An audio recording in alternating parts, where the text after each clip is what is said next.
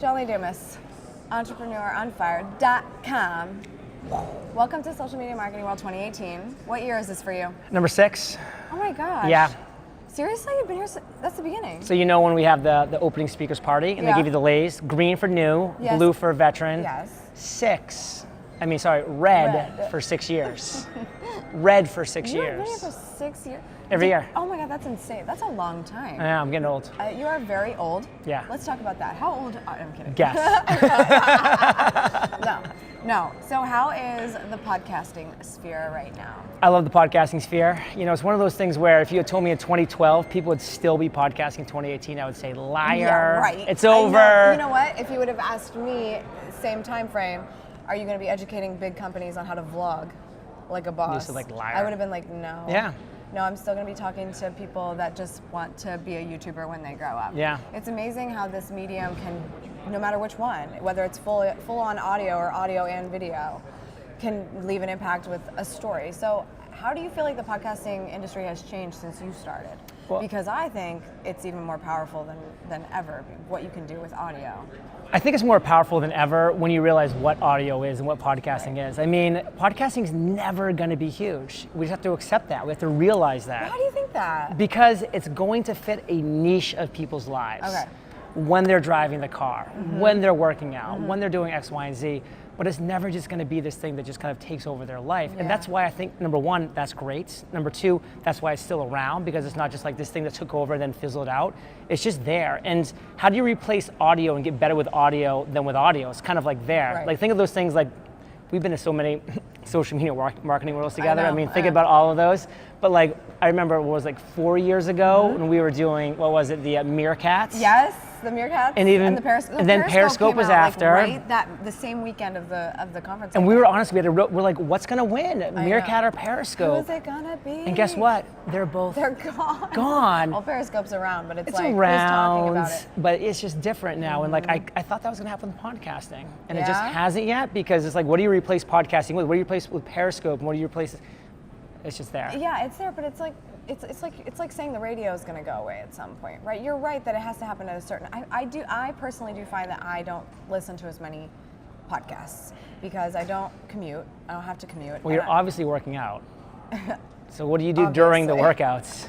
During the workout, Is it Vin just like go, you're go, gonna go, okay, go? Okay, first of all, I find that I have to take classes to really get a good workout. Okay, that makes sense. So there's nothing going on except for whatever the teacher's got going on.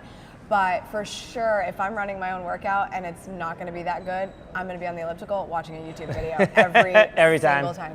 Like, I'll do the podcast thing, but unless that podcast is off the chain, just incredible,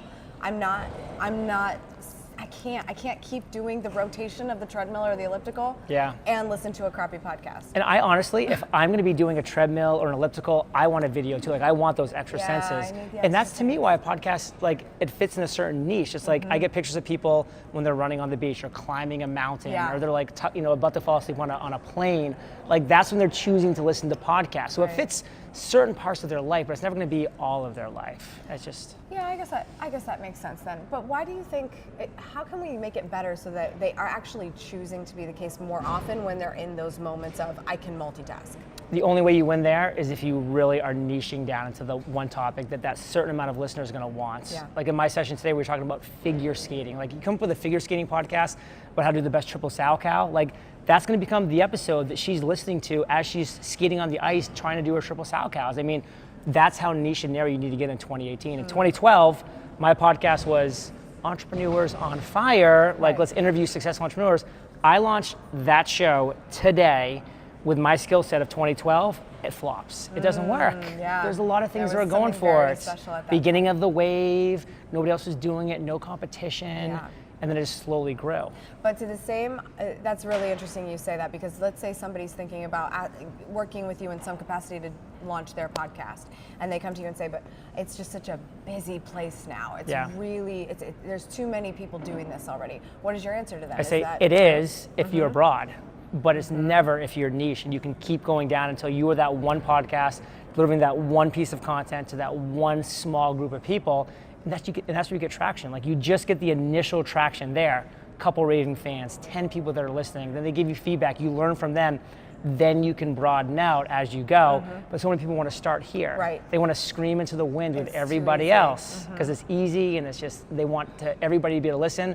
But if you try to resonate with everybody, you resonate with no one. And part of it is I think you also need the audience that's super, super niche to be able to tell everyone else what you do really well so that you can potentially kind of ripple effect out to more and more people. Exactly. You also don't have to be first. Don't right? have to be first. You don't have to be first. So I would actually argue that if you had not launched your podcast and you launched it today, that you might just blow everybody else out of the water because of the fact that it's 7 days a week.